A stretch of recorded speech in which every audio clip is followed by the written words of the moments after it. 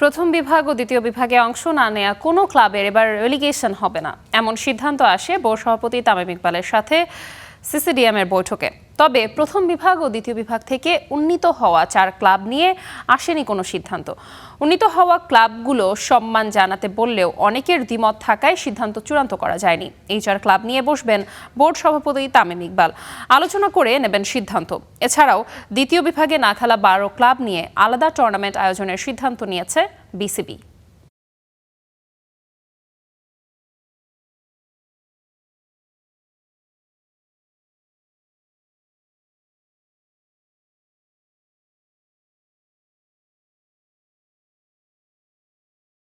আহ্বায়ক কমিটির সভাপতি এবং মেম্বারও ছিলেন, তারা সকলে মিলে আমরা একটা সিদ্ধান্ত উপস্থিত হয়েছি যে এই দুইটা লিগেরই কোনো রেলিগেশন অনুষ্ঠিত হবে না এবং কোনো ক্লাবকে রেলিগেট করা হবে না, অর্থাৎ অল টিম ইজ সেফ।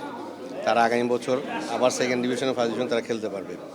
আরেকটি সিদ্ধান্ত এখানে নেওয়া হয়েছে যে 4টি টিম উন্নীত হয়েছে ফার্স্ট ডিভিশনে এবং প্রিমিয়ার লিগে, এই সেকেন্ড ডিভিশন থেকে ফার্স্ট ডিভিশন প্রিমিয়ার লিগে, সেই 4টি টিমের সাথে প্রেসিডেন্ট স্বয়ং নিজে বসবেন।